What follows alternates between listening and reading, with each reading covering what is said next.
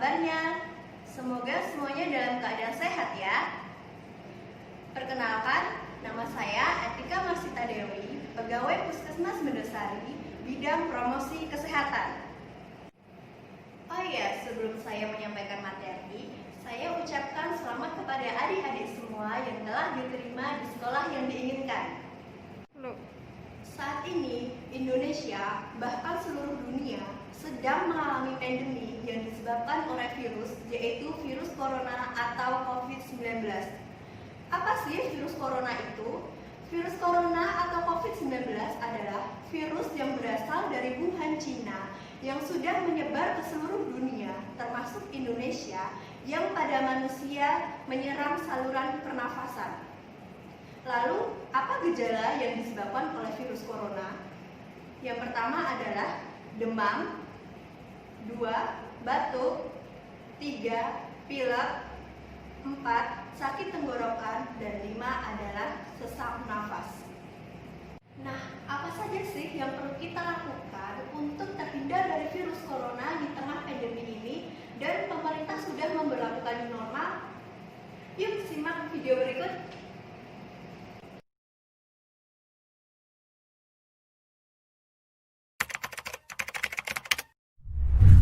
Ekoners, belakangan ini sering kita jumpai istilah new normal atau kenormalan baru.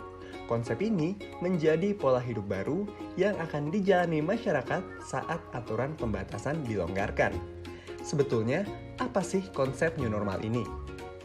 New normal adalah beradaptasi terhadap lingkungan dalam bentuk penyesuaian perilaku masyarakat untuk kembali beraktivitas normal dengan tetap mengedepankan protokol kesehatan agar Indonesia bisa segera memenangi COVID-19 dari aspek kesehatan maupun sosial ekonomi. Mengapa kita butuh kenormalan baru? Saat ini, tingkat infeksi dan kematian akibat COVID-19 masih belum signifikan penurunannya. Di sisi lain, keadaan ekonomi juga kian melemah. New normal dilakukan sebagai upaya untuk memperbaiki kedua aspek tersebut secara beriringan. Lalu, bagaimana kita sebagai masyarakat menghadapi masa new normal? Pertama-tama, ubah perilaku kita menjadi lebih disiplin dan taat. Misalnya, saat berkegiatan di luar rumah, kita harus tetap rajin cuci tangan, memakai masker, menjaga jarak aman, dan bersedia diperiksa suhu tubuhnya di setiap tempat umum. Lakukan isolasi mandiri jika kita memang terpapar atau berinteraksi dengan ODP dan PDP. Patuhi juga aturan yang memang telah ditetapkan pemerintah.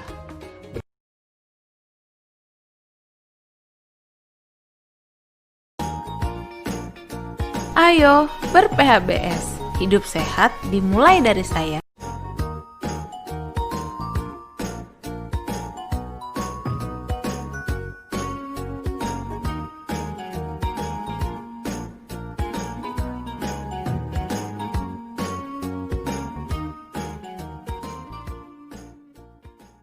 Halo adik-adik.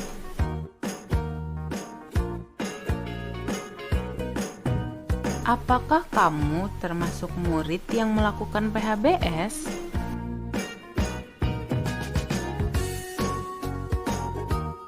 Apa sih PHBS itu?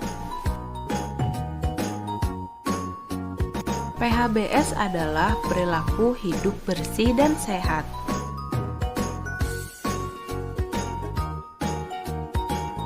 Kenapa kita harus melakukan PHBS? Manfaat melakukan PHBS adalah dapat meningkatkan kesehatan, mencegah penyakit, dan menjadikan lingkungan sehat. Ada 8 indikator PHBS di sekolah. Indikator yang pertama, mencuci tangan dengan air yang mengalir dan memakai sabun.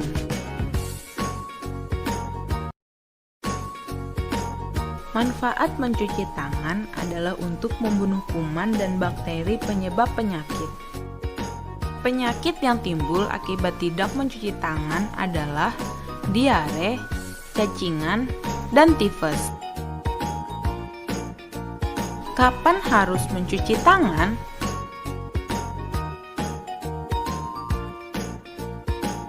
Dilakukan sebelum dan sesudah makan, setelah bermain, memegang uang, memegang binatang, setelah kencing dan buang air besar.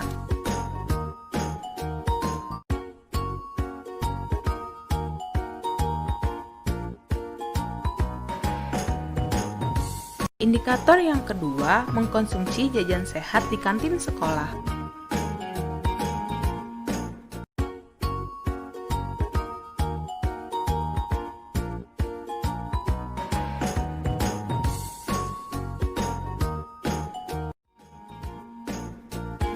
Manfaat jajan sehat adalah untuk meningkatkan kesehatan dan kecerdasan. Bahaya jika jajan sembarangan adalah sakit perut, diare, dan sakit berbahaya seperti kanker.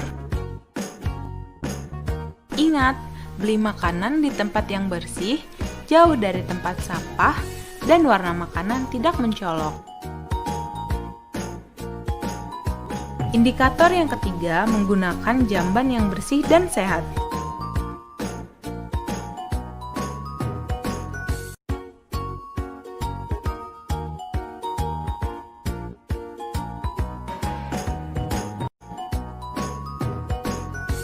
Kenapa buang air kecil dan buang air besar harus dijamban?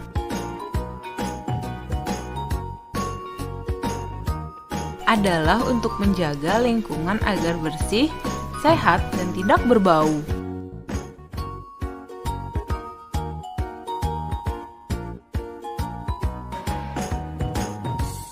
Indikator yang keempat, olahraga yang teratur dan terukur.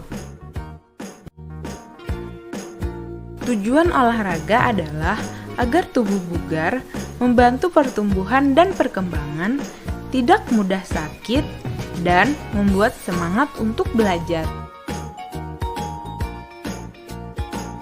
Lakukan olahraga sesuai arahan ya, hindari cedera.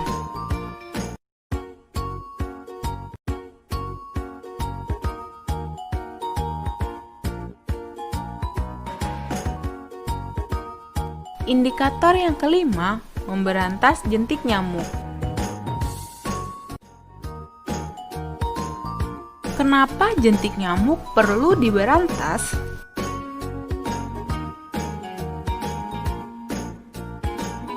Gigitan nyamuk menyebabkan penyakit DBD atau demam berdarah dengue, malaria, dan kaki gajah.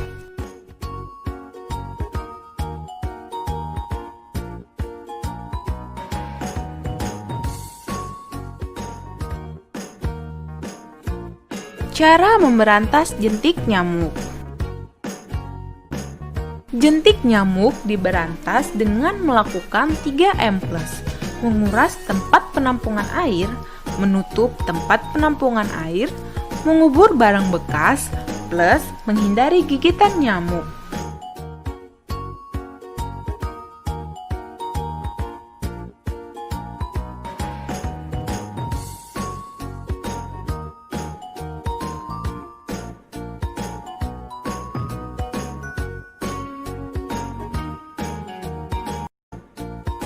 Indikator yang keenam, tidak merokok di sekolah.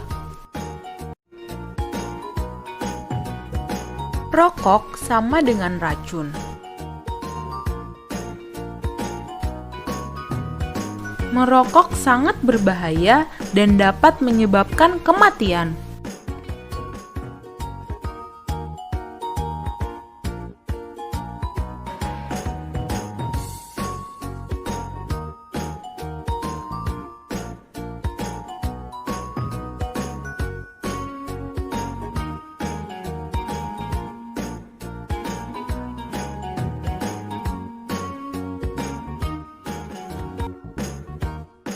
Ingat, hindari merokok walau hanya untuk coba-coba. Indikator yang ketujuh, menimbang berat badan dan mengukur tinggi badan setiap bulan.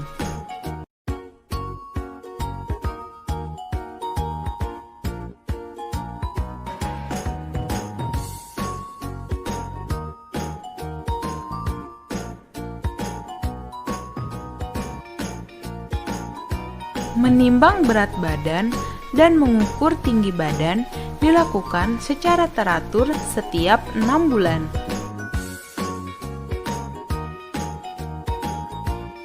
Manfaatnya adalah untuk mengetahui pertumbuhan dan perkembangan serta status gizi.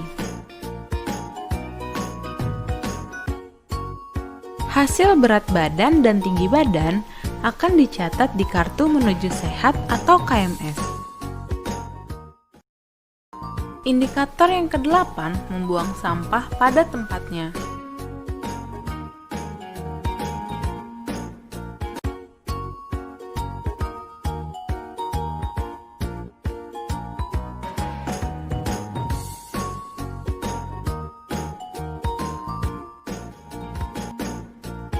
Sampah merupakan sarang kuman dan bakteri.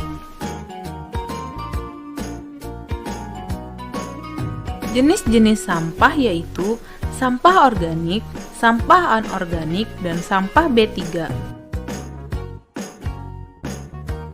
Sampah anorganik atau sampah kering adalah sampah yang tidak mudah membusuk seperti botol, plastik, kaca, dan kertas.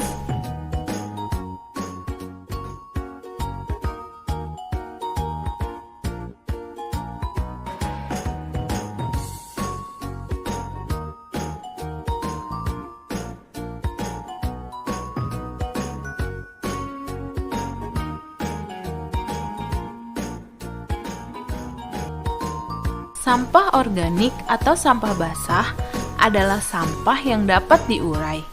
Sampah organik adalah sampah yang mudah membusuk seperti sisa makanan, sayur, dan daun kering.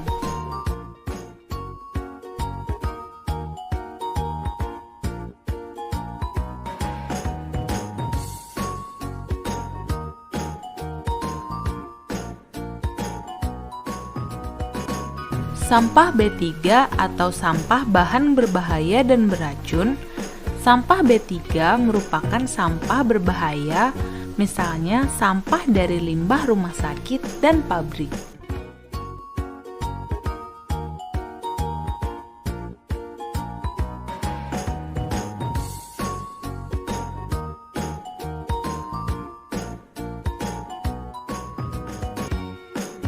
Ingat 3R. Reduce mengurangi sesuatu yang menyebabkan timbulnya sampah. Reuse gunakan kembali sampah yang masih dapat digunakan. Recycle atau daur ulang memanfaatkan kembali sampah setelah diolah. Ingat, jangan buang sampah sembarangan. Selalu buang sampah pada tempatnya.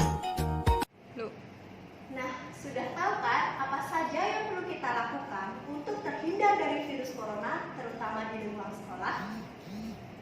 Jangan lupa selalu makan buah dan sayur, olahraga setiap hari minimal 30 menit, serta memakai masker bila keluar rumah, jaga jarak minimal 1,5 meter, serta selalu mencuci tangan pakai sabun. Cukup sekian penjelasan dari saya mengenai new normal dan PHBS di lingkungan sekolah. Semoga informasi ini bermanfaat bagi kita semua.